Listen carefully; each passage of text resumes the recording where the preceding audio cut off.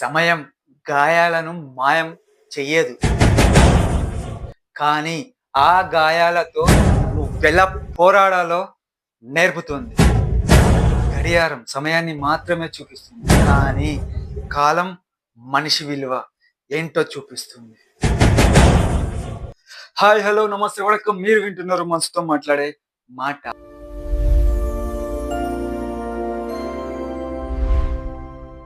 ఈరోజు టాపిక్ వచ్చేసి సమయం అన్నిటికీ సమాధానం చెబుతుంది. ఈరోజు ఏదైనా బాధలో ఉంటే ఒక విషయం మాత్రం నమ్మండి, ఇది కూడా గడిచి పోతుంది. కానీ మన జీవితంలో శాశ్వతంగా ఉండేది సంతోషమా? కాదు. బాధ? కాదు. మార్పు మాత్రమే. అది ఆ మార్పు మన సమయం మనల్ని నేర్పిస్తుంది. ఆ మార్పుతోనే మనం ఒక సక్సెస్ లాగా నిలబడి చూయించారు. సమయం ఎప్పుడు ఆలస్యంగా రాదు, అలా అని ముందు కూడా రాదు. అది సరైన సమయానికే వస్తుంది. అందుకే నీ ప్రయత్నాన్ని ఆపకు. సక్సెస్ అయ్యేంత వరకు నువ్వు ప్రయత్నిస్తూనే ఉండు. ఏదో ఒక రోజు గట్టిగా సక్సెస్ అయి చూయించు. ఈరోజు మీకు ఒక ప్రశ్న అడుగుతున్నా. నిజాయితీగా మీ మనసును అడిగి కామెంట్ చేయండి.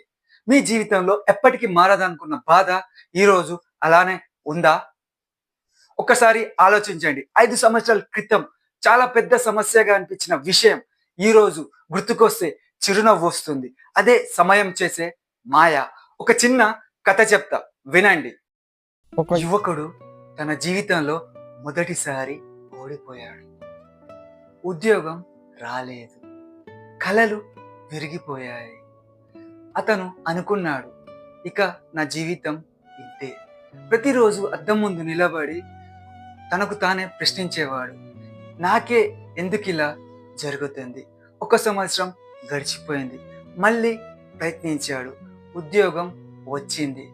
కొన్ని సంవత్సరాల తర్వాత వెనక్కి తిరిగి చూశాడు, నవ్వుకున్నాడు. ఆ రోజు నేను ఓడిపోలేదు, ఆ రోజు జీవితం నన్ను సిద్ధం చేసింది అని అనుకొని జీవితం మొదలెట్టాడు. సమయం చేసే మాయ అంటే ఇదే. నేస్తం, కొన్నిసార్లు మనకు నచ్చింది జరగకపోవడం మనకు నష్టం కాదు. అది మనకు సరైన దారి చూపించే కాలం తీసుకునే నిర్ణయం. కాలం తొందరపడదు, మనం తొందరపడతాం. అందుకోసమే కాలం మనకంటే మంచి నిర్ణయం తీసుకుంటుంది.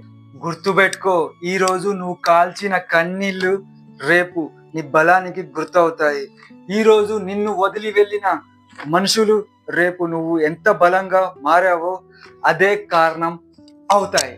నేను చెప్పిన మాటలు మీ మనసుకు తాగితే ఇంకో మనసుకు తాగేలా షేర్ చేయండి. నా ఛానల్ సబ్స్క్రైబ్ చేయకపోతే సబ్స్క్రైబ్ చేయండి. ఇంకా మీ ముందుకు కొత్త ఎపిసోడ్తో వస్తాను. అంతవరకు సెలవు. బాయ్.